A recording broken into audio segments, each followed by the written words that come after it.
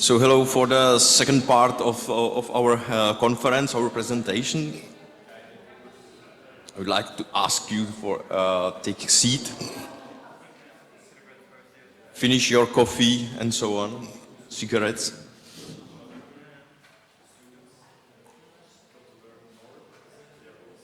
And we will continue the second part with the presentation of our Slovakian partner from Prešov Self-Government. It's yours.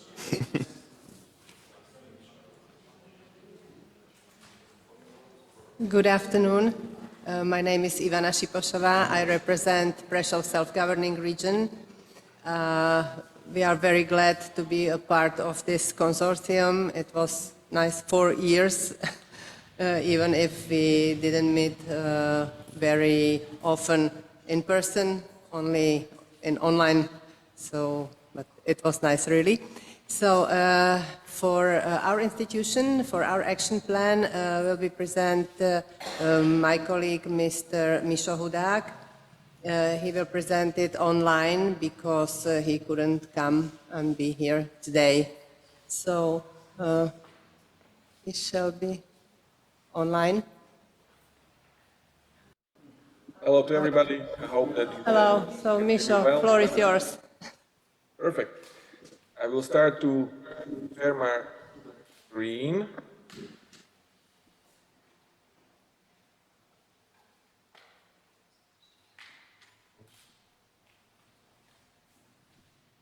Can you see it well and on full screen?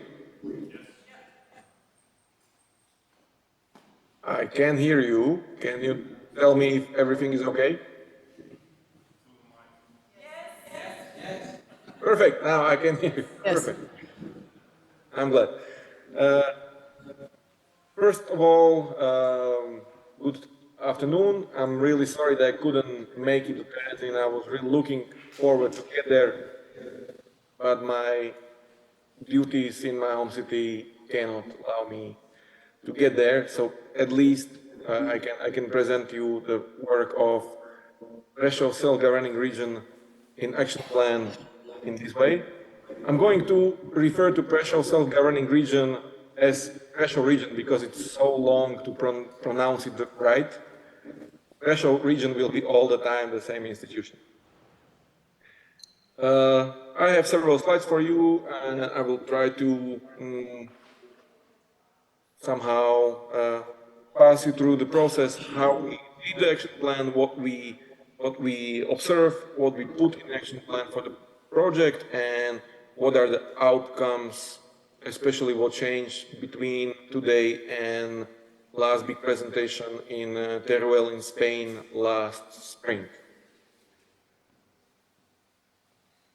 We started to work with 7 different cities that in Prešov region has some parts of city fortification.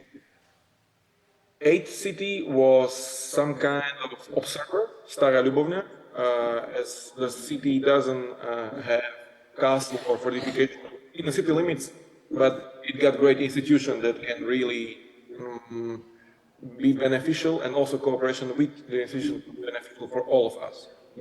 We explored and investigate 7 different cities with totally different shape of fortification in their cities. Cities of Bardejov and city of Levoča are also UNESCO city because of really high level of preservation of their fortification system. Other cities, especially as Stropkov, doesn't have visible fortification in their city limits because it was destroyed, somehow adapt and changed years, sometimes centuries ago. These 7 cities were somehow we put them through some investigation, some interviews, some like analysis. One analysis was done about fortification itself. It was historical, architectural, archaeological research. And other part was about actual needs of all the stakeholders in the region. It means not only municipality, but also municipality, it could be like cities and also region, and also it was academia, NGOs, and all the stakeholders who somehow got hands on this topic. There is no real pattern, like who is usually on old fortification system or part of it.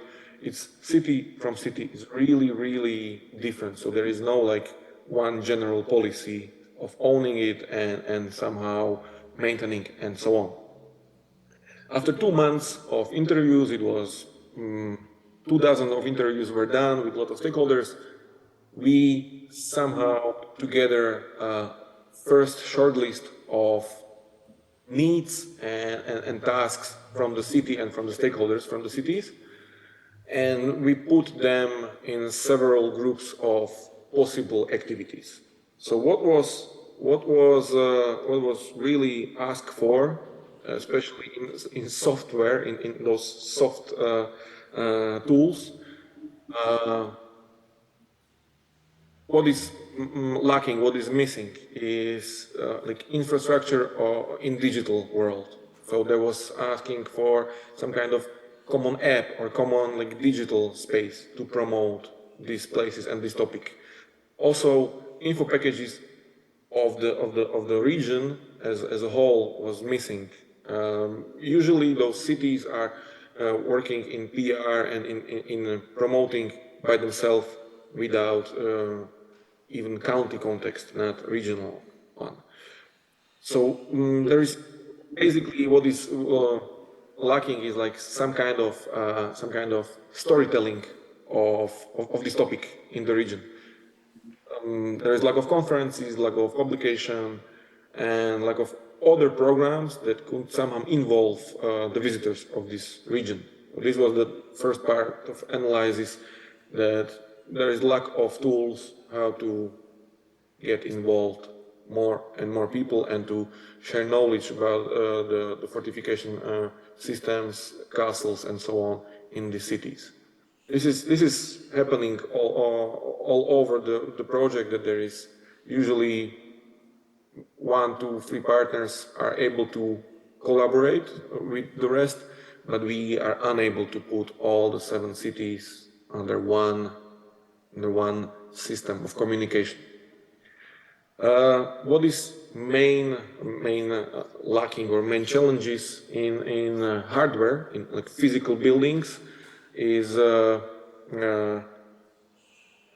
as those buildings, the fortification systems are really under the really strong preservance. It's almost impossible to somehow put them together with some living public space. This is usually makes some problems with access, because you usually cannot narrow down all of people to the buildings and then to let them somehow spread around. Also, what is right now really tough, it's energy effectivity, which is you probably all of you know, it's really uneasy to put 21st century limits and some kind of narration into the 13th, 14th century old building. And I said challenges, this is not lacking of. Cultural spaces is something which emerged in Slovakia in many other different types of buildings, old buildings, 10 years ago, that they are like revitalized into the cultural space. As Slovakia weren't that much industrialized, so what we know from Western Europe, that all the factories are rebuilt into the cultural spaces. In Slovakia, usually old buildings, old reserve buildings as castles or some like family headquarters from 19th century, they are becoming usually the places for the culture, like culture in a contemporary framework or mindset. This is something that all the city mentioned by themselves, and we are looking for also for common activities that could be handled as such. So from the challenges, from the problems, we identify several basic topics, what we can do or what they can do all together. If it's not working, we'll be fine. First is setting working groups that are going to meet often and also regularly, like once or twice a year, to discuss challenges, to discuss the problems, and discuss maybe open calls and so on, how to work towards municipalities and so on. And what was the main task also, where all the cities met together? It was like promotion of the region outside of the region, because Prešov region is sometimes not really recognizable also inside of Slovakia. So you can imagine that there is a lot of work to do to promote it, especially in Poland, Hungary, and surrounding countries of Central Europe. What was the challenges which were towards our political tool was mainly financial support, of course, because usually those buildings are in ownership of state institutions, region or regional institution, or municipal bodies or municipal institutions. So they're usually held by the state in different levels of self-governmental bodies. And users, usually NGOs, they are somehow, so often, in so many cases, they are like shorthanded if they want to improve the building or programming there, because they are not owner of the building. So the main task was recreate the framework of co-financing big projects in Prešov region, because there are several opportunities how to raise funding. And when we looking on funds from Europe or regional operational programs, it's different, but also Prešov region got own grant schemes, which are quite well financed, but all the stakeholders got the same ideas how to improve this financial support from region. They are asking for the higher maximum limit amount of money for the project, because they usually end up at 200,000 euros, which is not enough, it's not sufficient. They're always asking for multi-year financial support, because programs are usually only for 1 year, they are not over the year. So imagine if you are doing some physical renovation, in 12 months you are not able to do all the paperwork, all the documentation, all the building or renovation work, and close the project. So this was the main call, like, please open the calls for multi-year, because we are unable to fit in 12 months, and higher allocation for the whole grant scheme, because it's usually under 1 million, and if only one of UNESCO cities, Bardejov or Levoča, will ask for real budget that they need to maintain their absolutely big fortification system, just one city could eat the whole allocation from the grant scheme. So this was the main task that we already discussed with the Prešov region offices, and what we put into the action plan for the project was this originally. So what I remember, they cut down co-financing from 20% per partner to 10%, which was the main change. But implementing of these tools, how to change the allocation, how to change the scope of the grant scheme, somehow froze in fall 2022 because there was a mix of various reasons. One of them was mostly done by the national government because there was a large change of legislation and also funding of the municipalities all around the Slovakia, and there was major cuts of public funding. Usually, in average, every municipality, regional or city level, lost 8 to 9% of their budgeting because of the change of legislative in national level. This was one really crucial moment. And second one was prices of energies and conflict in Ukraine. So all the municipalities went into the, I would say, survival mode. And how to say, the culture is almost every time the first, which is going to be cut off. So till end of 2022, when the situation was absolutely unpredictable, the grant scheme weren't open in a original framework. It was only small part of it, and only two smaller grant schemes were open. However, in beginning of 2023, there was some repayments from national government to the municipalities, so the financial situation of municipalities get much better. So Prešov region opened the call as it was mentioned, or it was planned in 2022. It was postponed like 6 months, and all the participants could apply for the grant. Situation right now is the call were closed, I think, in February. Right now, it's still not clear who get the money, but we are on the way to see who is successful. What we put into the regional policy documents, it was development plan of Prešov region for next decade, or not next, the decade that we are living in right now. And we put our action plan one-to-one into the development plan. It's a huge document about the whole region.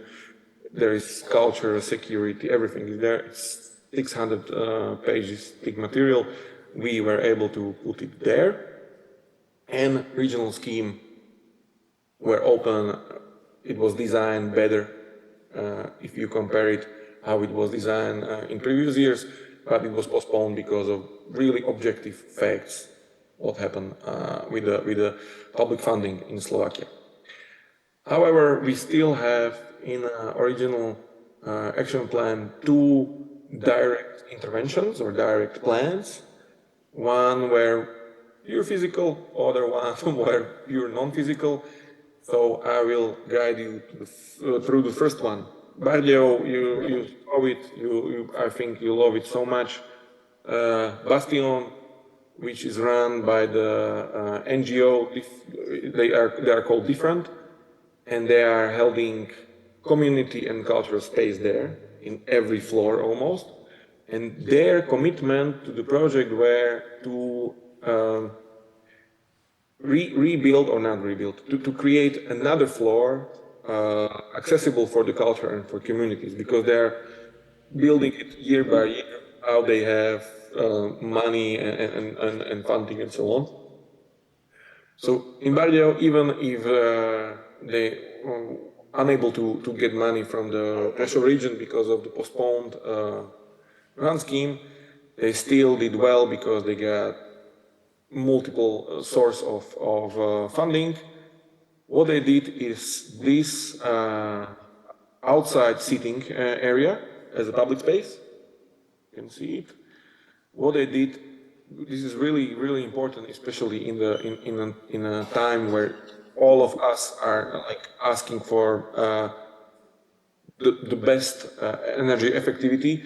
So they did a lot of electroengineering and heating and so on. So they stabilized the building also, and they were able, of course, with work with historian, they were able to somehow accommodate the next floor of the whole Bastion. So after years, they have extra space to hold events and hold community activities and so on. So it's growing and growing and growing.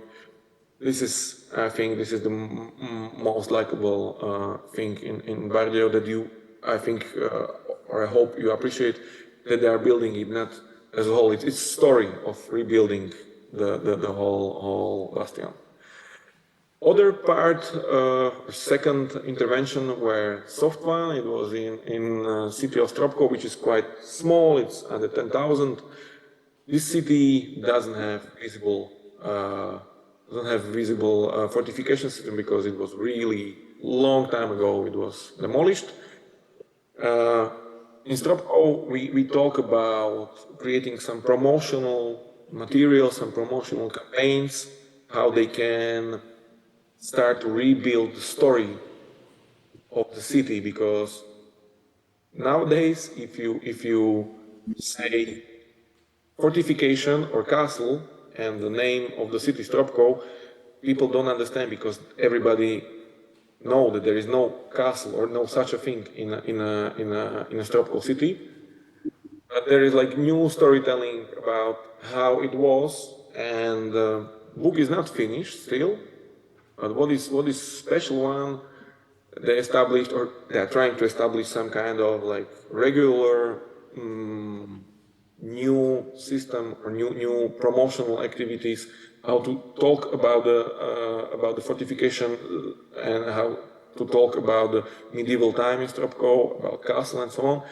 They established conference, which is going to be held in Stropkov in 3 weeks, I suppose. And they got a really rich program about almost everything in Stropkov, but also in surrounding cities and areas.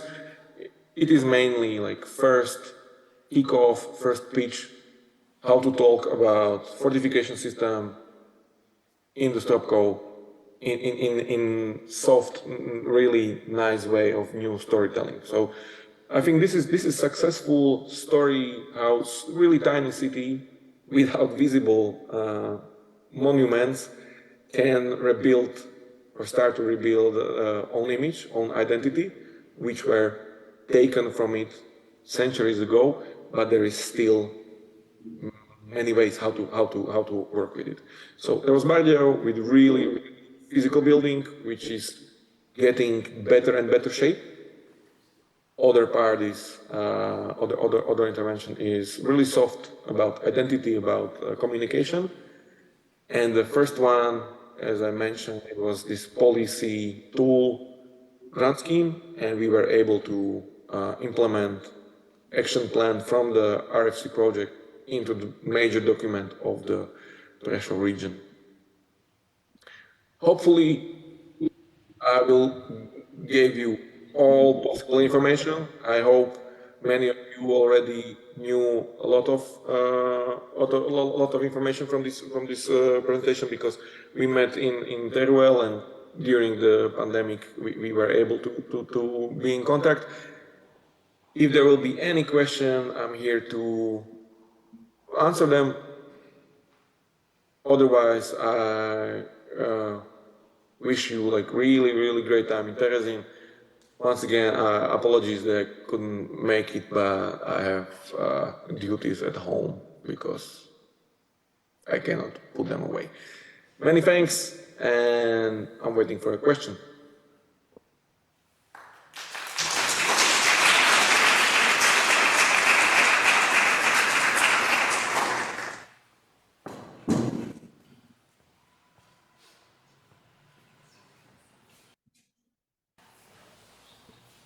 So the typical question is there any question? No. Okay. So thank you very much for the presentation. And now from Slovakia, a little bit far away to Spain.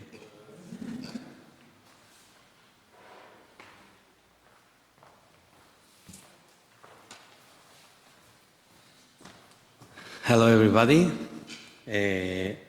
I'm going to try to remember a little bit of what we saw in April, last April in Albarracín. The action plan for the provincial government of Teruel was centered in revalorizing or improving sites with Spanish Civil War settlements, bunkers, trenches, and so on. It was divided in 3 actions. The first of these actions was to promote or to foster this revalorization of trenches and so on in the community of Maestrazgo. This is in the northeast of the province. But this is difficult because all the topic, the Spanish Civil War, is a little bit controversial, so it's difficult to promote such a project. And the thing is that they are working on it. They have a future project to promote this area. Also, local community is working on this project, planting some trees and so on. But there's no a big project to promote it. The third one was inspired in the advisory board of our partners from Magdeburg. We have learned a lot of things from your projects, from your good practices. I want to thank you for that. And this is something that we have been working on. Is still in the mind of our technicians and also in the regional government technicians, but it's not a reality. So we want to explain to you what we have done in the second, that is the most developed action, and we have some achievements that we want to show to you. So this is why Carmen Alonso from the community of Teruel is here to explain to you what they have been doing in a project that in the virtual visit to Teruel we explained to you. My colleague Barbara is giving some bags. Inside the bag there is a map. As you will see in this map, all the settlements, all the barracks, trenches and so on, that Carmen is going to explain how they made the valorization of these places. And also we are going to see some before and after, and a little bit video, a small one, to let you know the process of what they have done. And I think the floor is yours. Maybe you can explain better than me because it's your project. Well, I try to do the presentation.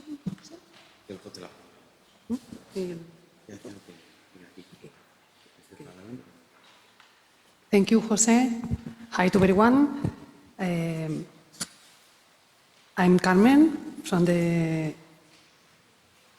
community of Teruel, and we have been working in a touristic product called a trincherate. Why we decided to develop this touristic product? For 2 reasons. In the one hand, due to the fact that Teruel battle was enormously relevant in the Spanish Civil War, because it was a hard battle. There were a lot of casualties, not only because of the war, but also because of the cold weather. This battle took place from December 1937 to February 1938, and it was a very harsh winter with very low temperatures. On the other hand, we received information from the tourist office in Teruel because some people were interested in visiting these places. And this is why I decided to get down to work and develop this product. And what did we do? In the first place, we had to select remains. In 2016, we began by taking an inventory of Spanish Civil War remains that they had to meet 3 requirements. In the first place, the remains must be accessible because some of these remains are far away, within 10 or 15-minute walk by car. In the second place, they should be relevant and varied, have historical significance, of course. And in the third place, these remains had to be restorable. A selection was made, and we have diversity of remains. For instance, we have a machine gun nest located in Villel, trenches of Portachuelo in Escorihuela, bunker, forts, also shelters, diversity of remains as you can watch. In the second place, we had to put some signals where the remains were. So we put two kinds of signals. Interpretation tables, where you can read about the history, and you can read about the landscape and the nature and fauna, the flora. And we also put other signs, as you can see on your right, where cars can park, and also you can get information about the distance and the time that you have to spend walking in order to arrive to the remains. In the third place, we started to promote. You have the map in your hands, okay? And in this map, you can see where the remains are, and also there is a small explanation about how you can get there, because sometimes it's a bit difficult.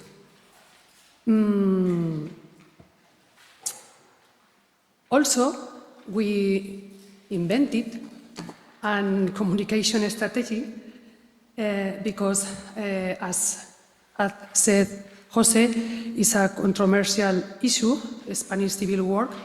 So we try to explain that these remains are located in places where you can admire a very breathtaking landscape, because as you can imagine, they have to control as much space as they can. So when you are there, you can enjoy looking at the landscape. This is our communication strategy. And finally, in 2020, we situate or we locate these remains in Google Maps in order to prevent visitors getting lost. So in this way, they can follow the instructions and go there. And now, as an image worth 1,000 words,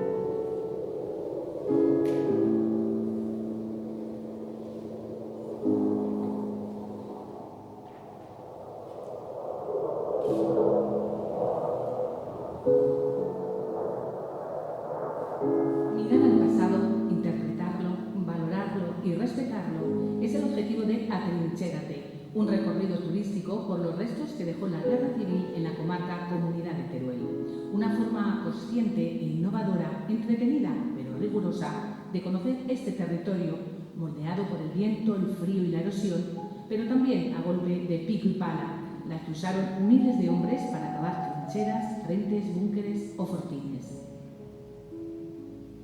Reductos del pasado que nos descubren rincones con historia y espectaculares vistas de notable riqueza natural que nos permiten afrontar el futuro recordando el pasado. Seleccionados y puestos en valor los vestigios con mejor acceso y mayor interés histórico, trazamos nuestra visita siguiendo las posiciones que ocuparon los sublevados en su camino hacia Valencia y los republicanos, para quienes Teruel representaba una victoria moral. En todo el recorrido, la comarca ha instalado paneles y mesas informativas para acceder a los lugares y entender su historia, pero también su entorno y lugares de interés cercanos. En Corbalán, a escasos 10 kilómetros de la capital, se puede visitar el búnker del Alto de la Torana, con trincheras a diferentes niveles y refugios excavados en la piedra. De planta circular, paredes de hormigón y una amplia muralla eran el escondrijo perfecto para bombardear la ciudad. Destacan también las trincheras en el Alto de Cabigordo, que hoy nos ofrecen unas magníficas vistas. Pero donde sin duda las bajas temperaturas fueron determinantes fue en el Alto de Castelfrío, en El Pogo. A 1758 metros de altitud, constituye una de las zonas más frías de la provincia, así que no es de extrañar que se libraran duros combates. Ante las imponentes alturas de la zona, el ejército franquista decidió un bombardeo masivo en las posiciones más destacadas republicanas, que tampoco contaban con infraestructuras suficientes para aguantar estos ataques. Las contiendas en la zona se acabaron el 11 de mayo, después de 9 días de bombardeo masivo en los que llegaron a caer más de 5.000 bombas. Los restos en esta zona se distribuyeron por toda la falda y la cima de la montaña, parapetos, cabañas y refugios, aprovechando los salientes de la montaña. Pero sin duda la ladera de la Corraliza, llena de pequeños refugios, se erige como un lugar inigualable con una panorámica del Valle de la Alfambra que bien merece su ascenso. Ya en Escorihuela pueden visitarse centenares de metros de trincheras en escalera, hasta 5 líneas organizadas sobre zócalos de piedra caliza que se encuentran en los altos. Son las trincheras de Portachuelo. Nuestro recorrido nos lleva a Torre la Cárcel, que en su día formó parte del sistema defensivo franquista en el corredor Teruel-Zaragoza, una posición estratégica convenientemente vigilada y protegida, por lo que son muchas las fortificaciones existentes en la zona. Entre Torre la Cárcel y Singra se erige el búnker de Cabezo Alto, de planta rectangular y con 2 estancias, una formada por un pasillo con hasta 9 mirillas como puestos de tirador, y otra que debió ser refugio y zona de descanso para los combatientes. De notable interés son también los fortines de Torre la Cárcel, bien de interés cultural y en un excelente estado de conservación, formados por 2 refugios y 2 nidos de ametralladora dispuestos en cremallera. Atrinchérate concluye con una visita a la llamada Lápida del Alemán, donde un soldado falleció por evitar que una bomba explotara a unos niños del pueblo. Gestos de generosidad y entrega que nos hacen creer todavía en la humanidad de los hombres, aun en tiempos de guerra.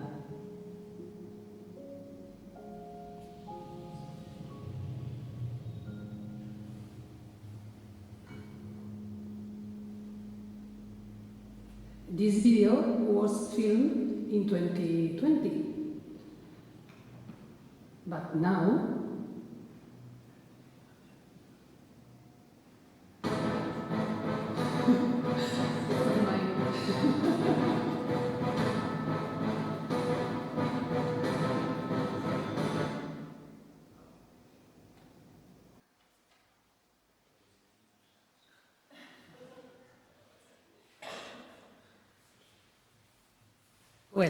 now we have worked very hard, and we have restored the remains from 2022 to 2023.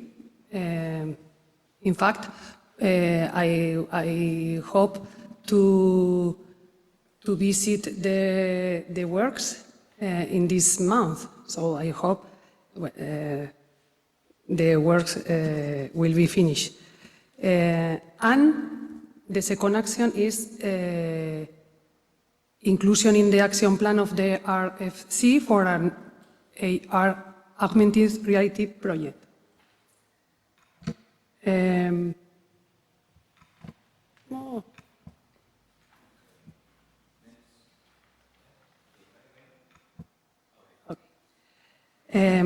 From November 2022 to May 2023, we have worked on the excavation, cleaning, and consolidation of the remains that you have seen before, in order to restore them to their original appearance, because they were with rubbish, vegetation, as you can imagine,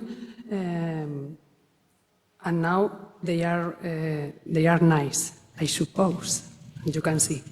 The progress of the completed project for the recovery of the remains, with a before and after comparison and some aerial views we are going to show you. In the first place, fortification of El Plano in Villel are eroded trenches that border the entire hill and a small cave shelter.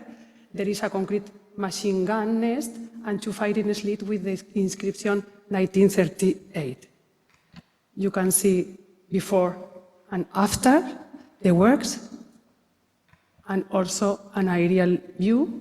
We have restored all the trenches lines. So the difference is really big.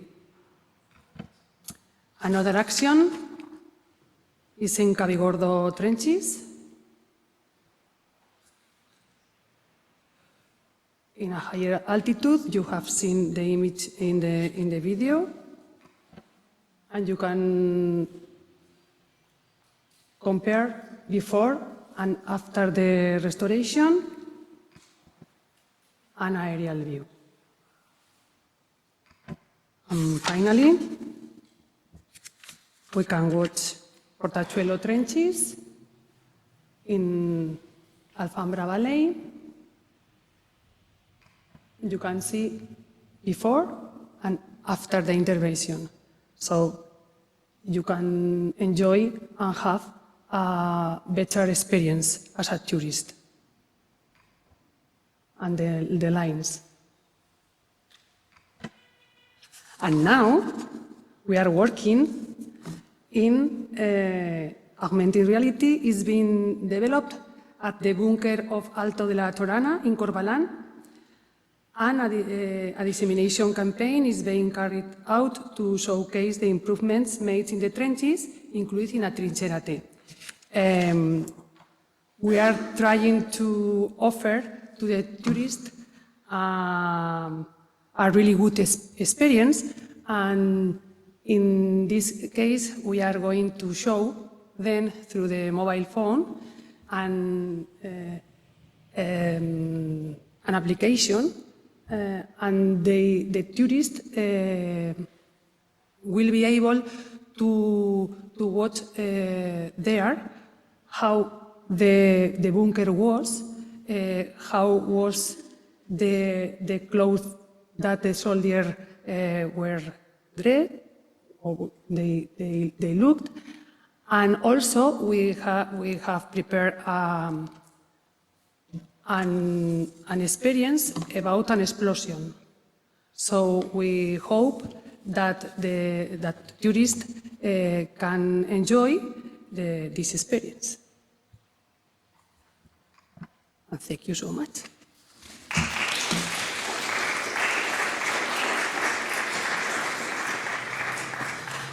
Thank you so much. Thank you to you, Carmen, because the project is very, very beautiful and has been a very, very good option for us to develop the second action of the action plan. So if you have some questions, we are open to questions, and if not, our Magdeburg colleagues can continue.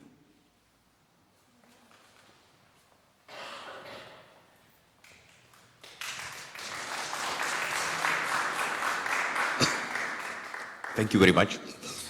And as the last one, but not speaking about the importance, is as always Magdeburg.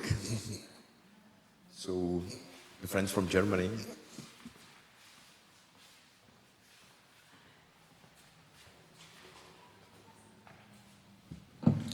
Thank you very much. Last but not least, as always, the book.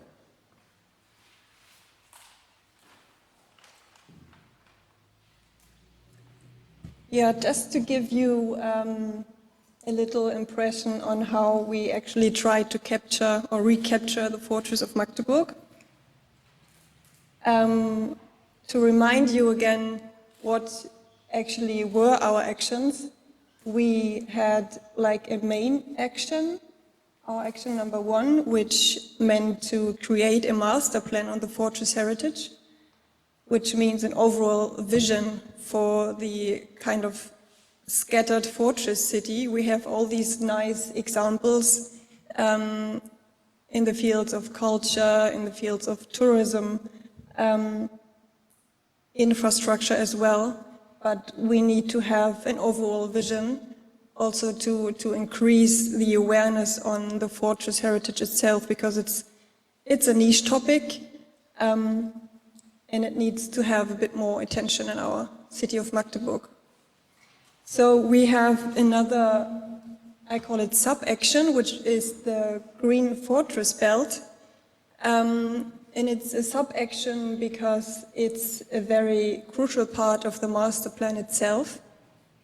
And then the second action, which is also involved with the master plan of fortress heritage, is our advisory board, which was mentioned quite a few times today, which makes me very happy.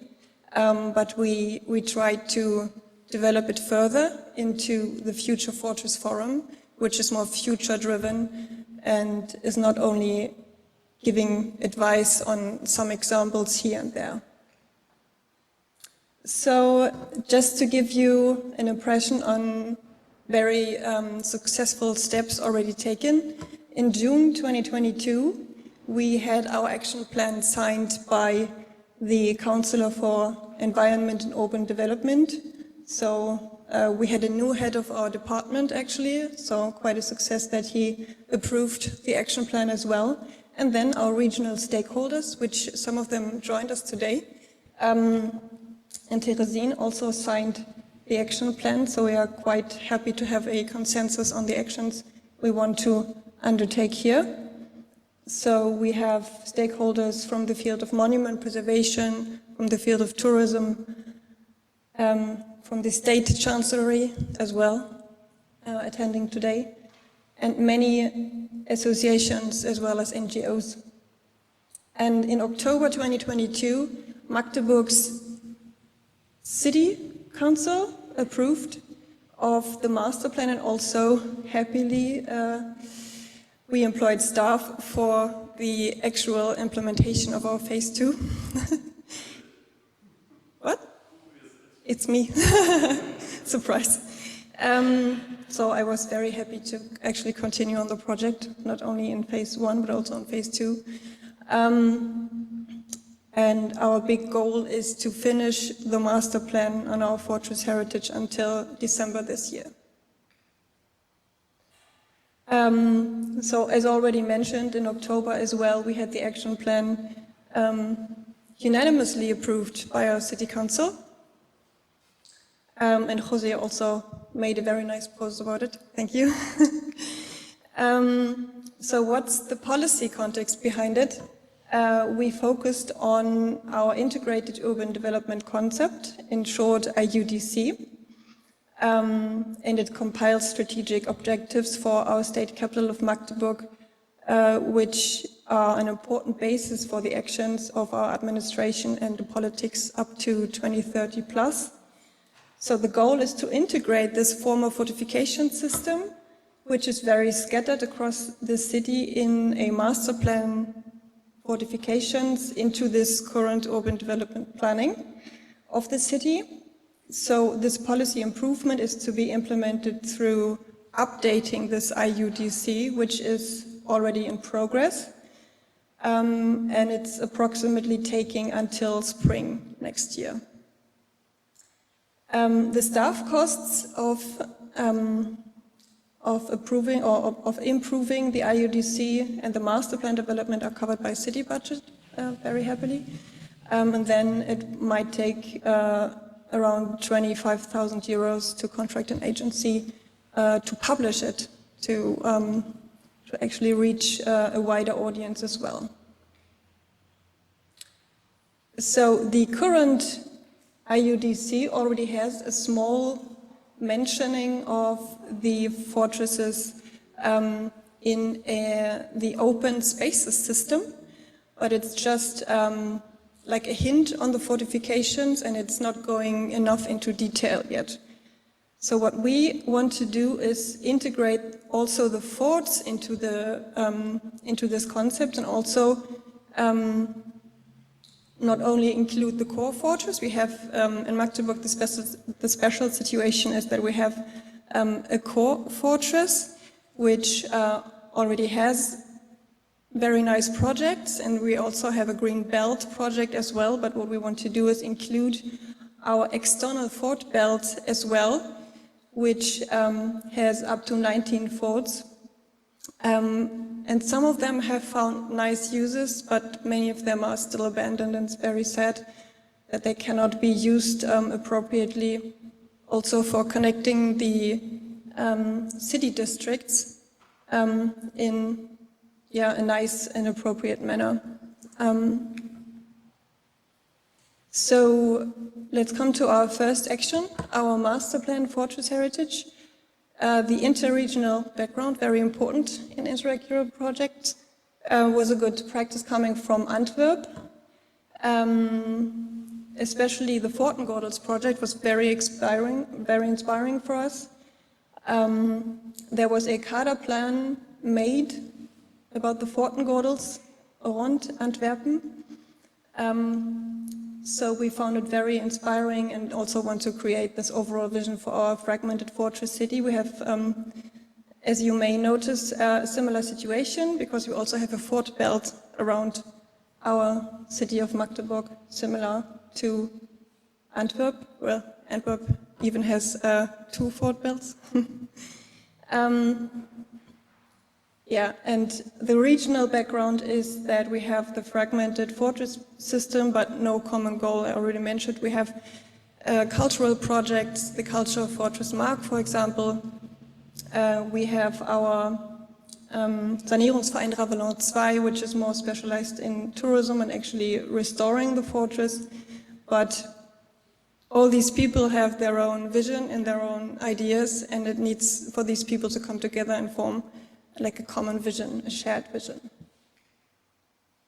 So we developed an organizational chart to develop the master plan.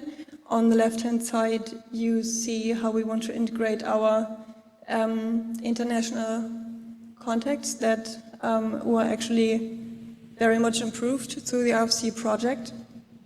In the middle, you see our Department for Environment and Urban Development. And on the right-hand side, obviously, we also want to include local and regional stakeholders, advisory boards, the mentioned Future Fortress Forum, and then also, for example, if a certain fort is concerned, we also want to invite civil society living around it who are concerned most with this part of the fortress to give their opinion what they actually need in the city districts. And then we also have an advisory board in our city which is specially concerned with urban design, and we can also consult them in special matters regarding urban design. So just to give you a little impression on what we've actually done, the structure, it's only tentative.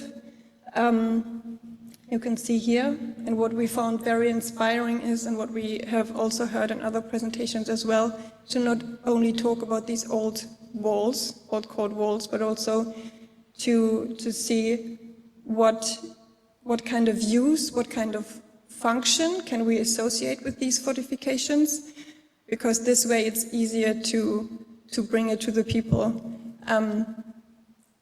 You have some examples here, a park fort, a sports fort. We actually also have a sports fort, but the fort is kind of forgotten a little bit, so make it more present would be a nice goal for us.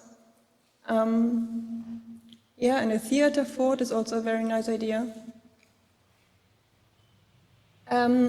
Another good news we can give you is that regarding governance and digital heritage, which are also very important for our city of Magdeburg, as we have many different stakeholders and actors in the field of fortified heritage, but there's no clear governance structure. So we need to bring the people more together and have like an overview of all the projects going on.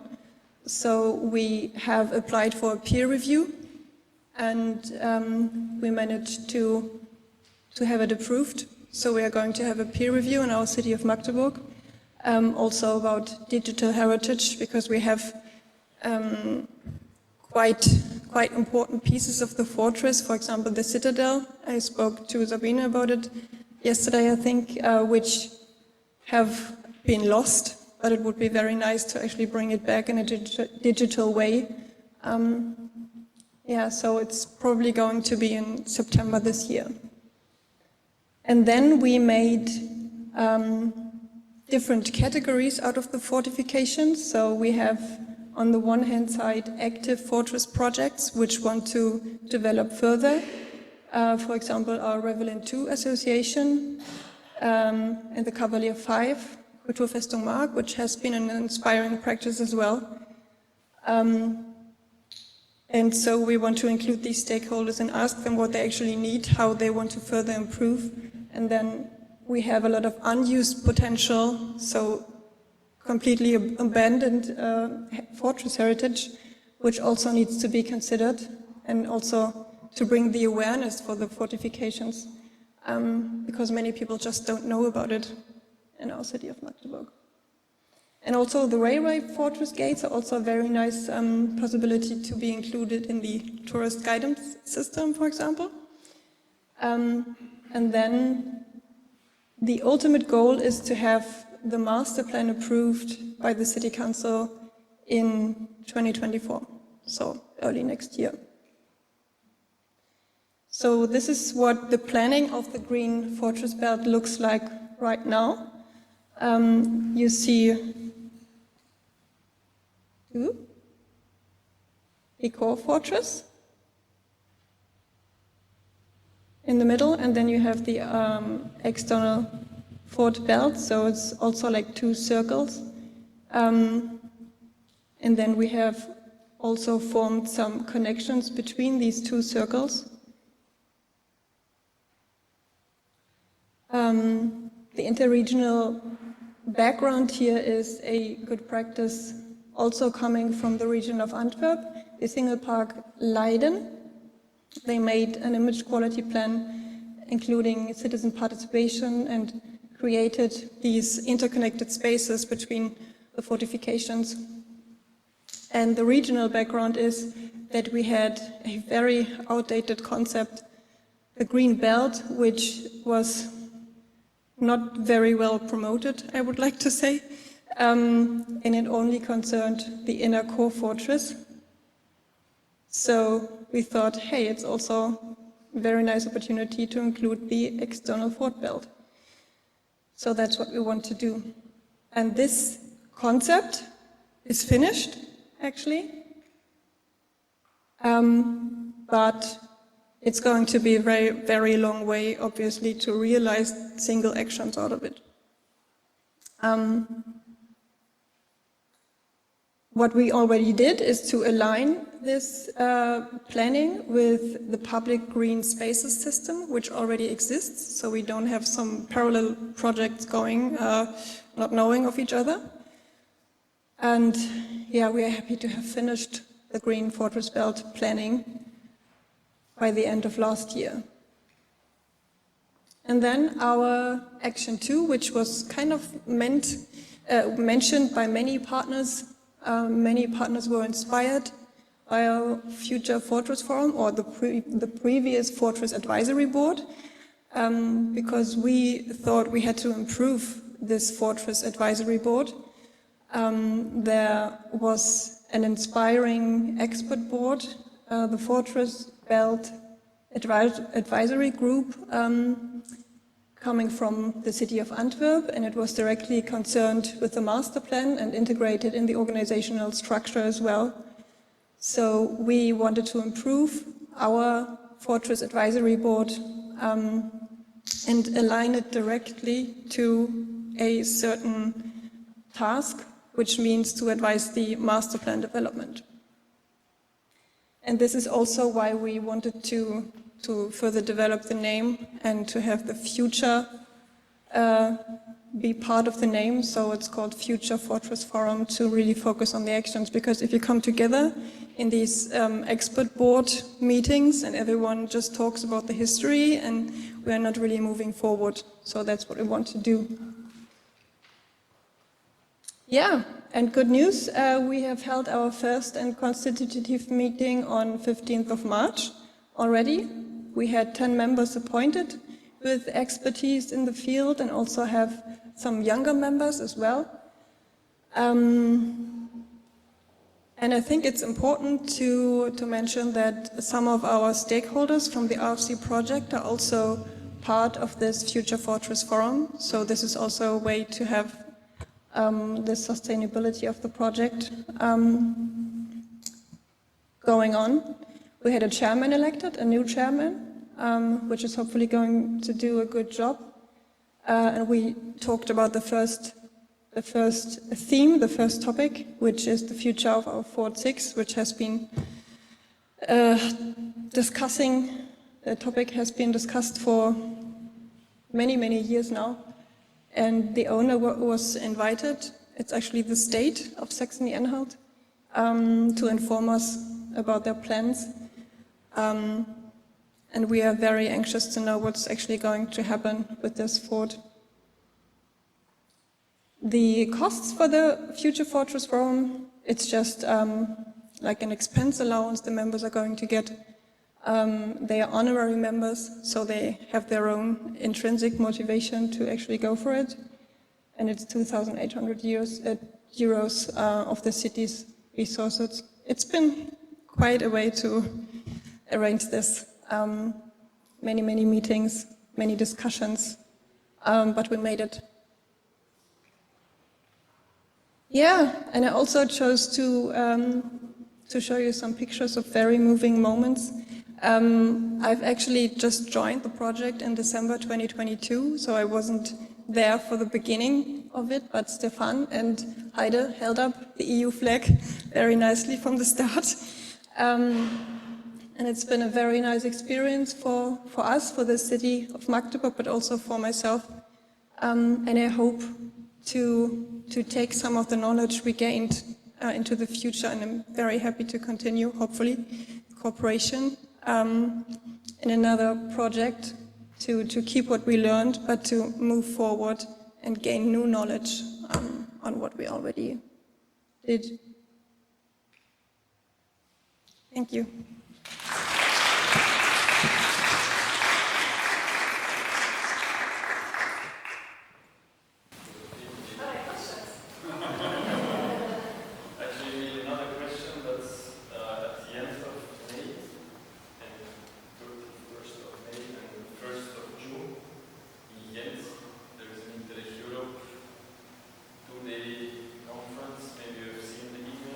That it's about bringing nature back to the city.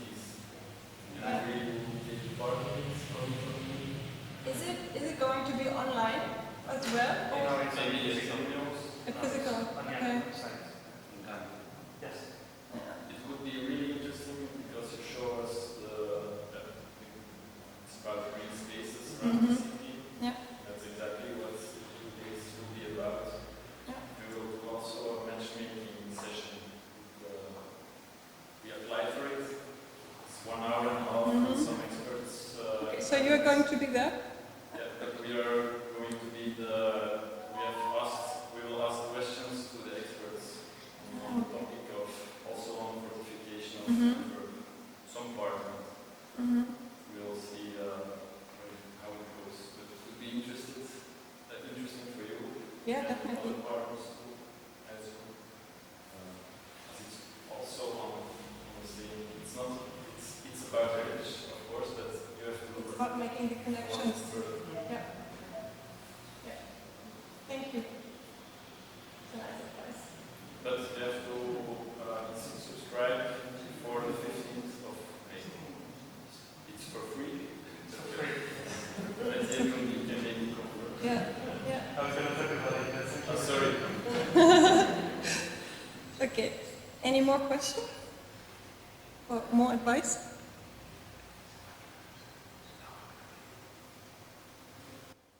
No. Good.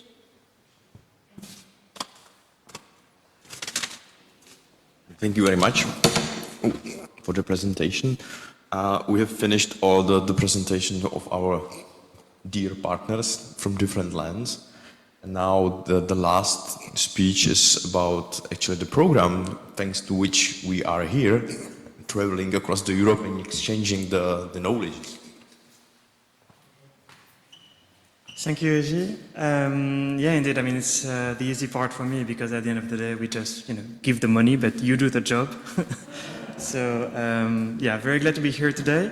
I realized while looking at the different presentations that I have already been to 3 of these regions that you represent. I've been to Bardejov, I've been to Terezín when I was an Erasmus student in Prague. I've been to several places in Belgium, so I have 3 more regions to discover. So maybe in the next years I will be happy to visit these 3 different regions.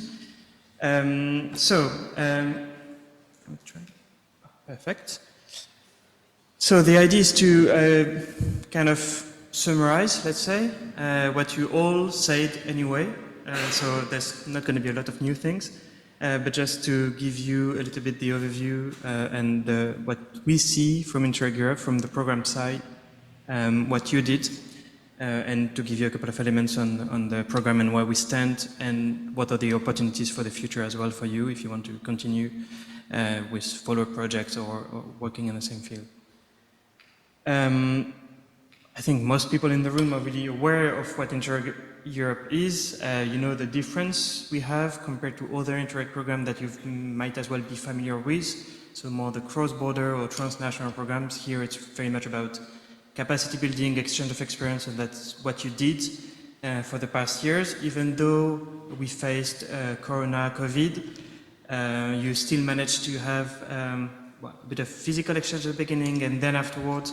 So I'm really glad as well to see that most of the regions you were able to go to, not to all of them unfortunately, but at least online you still maintained the exchanges and you still made it moving, which is, I know it's very challenging for a lot of projects that are based on this exchange of experience, exchange of like personal interactions.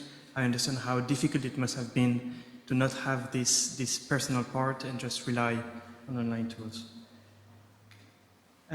So, as you know, and what will keep happening in the future is that we already support and we keep supporting the development of regional development policies, the improvement of policies at the local, regional, national level, and we will keep focusing on regional practitioners, especially on policy responsible authorities. The 2 actions that you already benefited of and that you will still be able to benefit from will still keep happening. So projects like RFC, and the second pillar of the program is the policy learning platform, and we mentioned the peer review, Josephine as well. So this will keep happening, we'll still keep funding projects for the years to come and still help you with our team of experts in the policy learning platform. Just a few words about what the policy learning platform is, if you haven't benefited from it yet. It's really to have experts that benefit, that take actually the knowledge from the projects, or the knowledge that you work on in your project is actually capitalized by experts. So all the projects, all the practitioners everywhere in Europe can benefit as well from what you already shared and what you learned. The idea is to really start from you to capitalize and expand it everywhere in Europe. So that's mostly it. And again, as I said, for the projects, I will say a word afterwards on what are the next opportunities. For the successes, let's say, of RFC and in general for the program for the past years, for the period 2014-2020, we had a lot of big figures because, of course, it's the end of the program. So we had a lot of projects, 258 projects, more than 300 million euros invested in these different projects. Almost all of the regions in Europe, 90% of the regions were covered in a way or another by an Interreg Europe project. We are really proud of this as well, which means that it's not only dedicated to some more advanced regions, but really all the regions in Europe benefited from it. And as you see on the 258 projects we funded, it's very balanced between the different objectives we had. So RFC is in the environment and resource efficiency. So we had 67 projects dealing with this topic, with this thematic objective. But as you can see, we also had a lot of projects on research and innovation or on low carbon economy. More specifically for RFC, so very specifically on natural and cultural heritage, that's how we cluster projects. We had 36 projects on this sub-objective, but only 2 on built heritage, RFC and Inno Castle. And then a couple of others, including Keep On and Local Flavors, that touched upon built heritage, even with interesting ideas of reconverting built heritage. For example, Keep On was, among other things, talking about reconverting churches into housing or other uses in different cities. So, but we only had 2 projects, yourself and Inno Castle, that were very much focused on the built heritage. A couple of strengths that we saw as a program. That's why we approved the project in the first place. It's how important it is and how interesting the angle is towards the revitalization, development of local authorities, municipalities, regions. So I think it's something that was not tackled so much in other projects. And it's a very interesting angle to revitalize and again to not forget, but turn the page of how fortresses were considered in the past and look towards a more positive future still based on this heritage. I think it's a very interesting idea and very interesting angle. Something interesting as well that we found from the very beginning is the fact that there's cities, there's regions, there's intermunicipalities, and you have different area of competencies, different kind of items that you want to protect and develop, and different time of construction or of origin of these items as well, which I find very interesting, because on the fortresses we talk about and we talked about today, it's from medieval times to 20th century and looking towards the 21st century and even afterwards. So I think it's also an interesting way to consider this heritage. On the achievements so far, and again, that's not my job, this is what you've been doing. That's 18 good practices that you exchange, at least. I mean, that's the one that you reported on, but of course there's a lot of exchanges that you had over the past years. A lot of people as well in your own organization that learned in a way or another from participating in the project.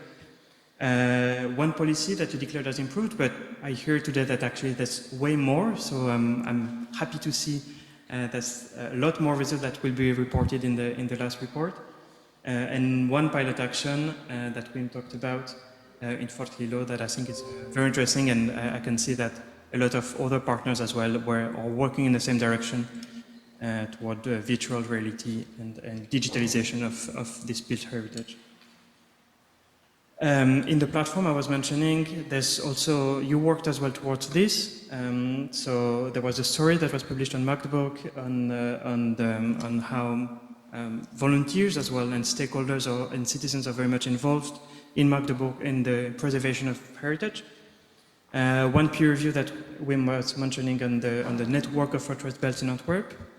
Hopefully it was useful because I can see that now Magdeburg applied for it and you will have it in next fall. So I think it's indeed an interesting tool, whether it is on the topic of fortresses, but whether it can be also on another topic that your organization face, for example, green belts or cycling paths.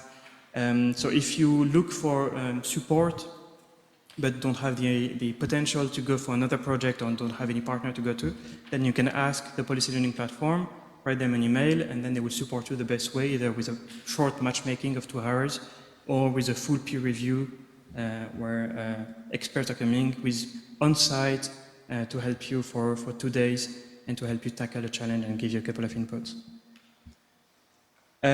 So all of this that you've been doing for the past years, it participates to the success of the program. So of the more than 5,000 good practices, 22,000 people at the scale of Europe that said that indeed they learned something from an Interreg project. So we're really glad as well to see that each project, and RFC is one of them, participated in their way to contribute to the success of the program. And I think that was Wim that was mentioning it, that with the money you had in the project, you had more or less 200,000 for your organization. You managed to influence more or less 1 million euros. But this is what we see actually in on average in an Interreg project, meaning that when the money we spent in project, we spent 305 million euros in projects for the past years, and we see that indeed at the end of the day, for each euro spent, there's 4 euros that are improved, whose spending is improved in the region or in the municipality. Now, a few words about the future and what we can offer you to continue the good work in the coming years. So we still continue with a budget even higher, 379 million euros. The frame, let's say, changed a little bit. Now we just have one single priority, which is capacity building. So more or less what we were doing, but just under one umbrella. And 29 countries involved, so the same that we used to have before, except the UK. So as I was saying, we just have one umbrella, but then we cover all the topics of the regional development policy, of the cohesion policy. So smart and green, and a part of social, including tourism. So this is where we think that we will spend most of our money because our projects are more interested by this. But we can also cover now connected, so more about great infrastructure topics. The involvement of citizens as well, it's something new that we were not covering before, and the topic of governance, also something new that we were not covering, but that we can now cover in projects. On social, there's also everything related to employment, labor, that we were not covering and that we can now cover. In the first call for proposals that we had last year, and the projects are just starting, I think they started 2 months ago. As you see, we had 134 project proposals. Half of them are approved, which is a high rate of approval for Interreg Europe. And as you see, most of them were indeed as we were planning on Smarter Europe, so innovation, entrepreneurship, Green Europe, and Social Europe. The second call is still open till the 9th of June. So if you are planning to submit an application, there's still time to do it. Again, all topics are open for this call. And most probably we'll see from the results, but it might be the case that all topics will be again open for the third call, if there's any. If we don't spend all the money yet, there will still be money for a third call afterwards. Of course, we're always happy to help you when you have an application and you have an ID, either before the call, so you can already check on our website. There's a very quick self-assessment tool where you can check if the ID you have fits into Interreg Europe. You can also share your ID, find partners. So this is everything that you can do before the call starts. And when the call starts, you can ask for feedback.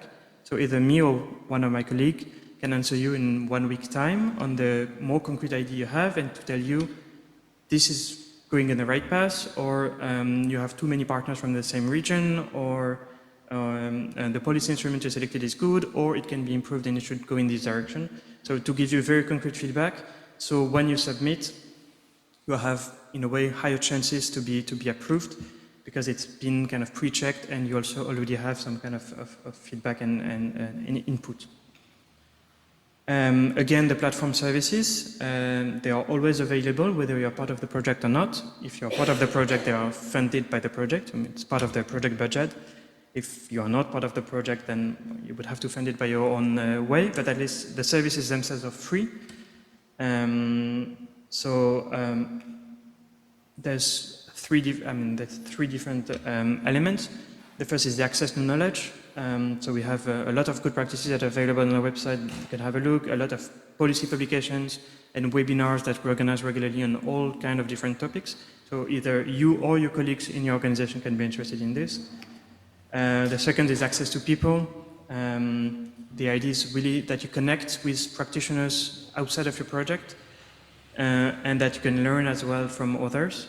And we organize a lot of policy learning events. And again, Wim was mentioning the next one we have in Ghent at the end of 31st of May, 1st of June. So here, all the objectives will be represented. We will have different sessions on 2 days. So it's very much in the urban focus, but innovation spaces, spaces for entrepreneurs, green districts, and indeed for our thematic objective, it's going to be about bringing back nature into cities. So as I can see today, a lot of your action plans are actually dealing as well with this, so how to build green belts, how to connect better built heritage and natural heritage. So I think it can be always interesting for you to participate in this event. And the last tool, let's say, that the policy learning platform can provide and help you with is the access to expertise. So here we have a very simple thing. We have a policy help desk where you can write a short email, tell what your issue is. Then the experts from the policy learning platform will answer you with telling you, well, there's this webinar that you can have a look at. There's this new publication from the Commission that has just been released that could be interesting for you. There's this and that good practices that can be interesting for your case. And if relevant, then can lead to either a matchmaking session. You see, we had almost 40 matchmaking sessions on the past years. So these 2 hours, very often online discussion where experts and peers are helping you to tackle a challenge. And if need be, we also organize these on-site peer reviews. And we are very happy to have them again on-site. We used to have them online during the pandemic, but now we can again go back to your country and help you really deal with your issue that you identified, bringing the whole logistic, the whole peers. We organize everything for you. And that's an easy way to have in 2 days some ideas, and then you work on it, you find them interesting or not, but at least you have very effective and quick way and quick answers. And as always, everything is available on our website, so don't hesitate to register in the community if you want to participate to any of these that I presented, and to sign up for the newsletter. Thank you so much for having me. It was really a pleasure to attend this final conference and to meet you all finally, and to see a little bit of Terezín as well and to add a new layer of understanding of Terezín. Thank you.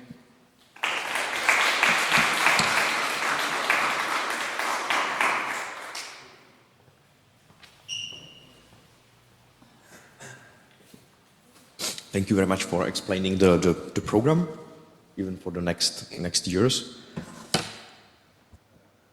And that's it.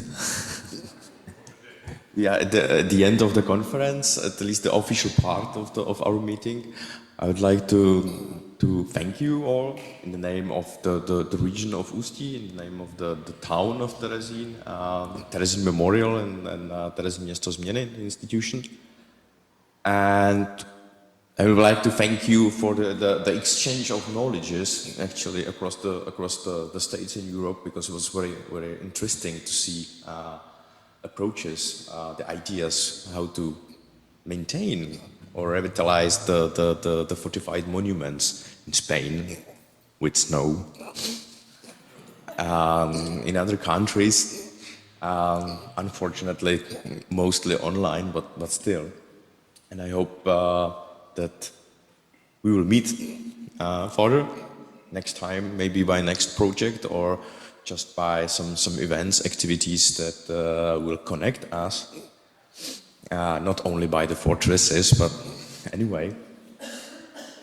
And that's the finish of the formal part. We are a little bit earlier finishing, but still the best is waiting for us, the dinner. The informal part, this event on Cavalier number 2, which is very informal. You have to take rest for a while now, and we will meet 15 minutes before 7 in the front of the Hotel of Memorial on the main square. I will pick up you and show you the way. It's not far from the hotel because everything is close here in Terezín. So, thank you very much once again for taking part, not only the partners of the project, but all other people coming because they are interested from the municipalities, from the regions, not only the Ústí regions, but the rest as well. Even from the Czech government and still other people here. So it was not just speaking for us, but I think it made the sense. Thank you very much.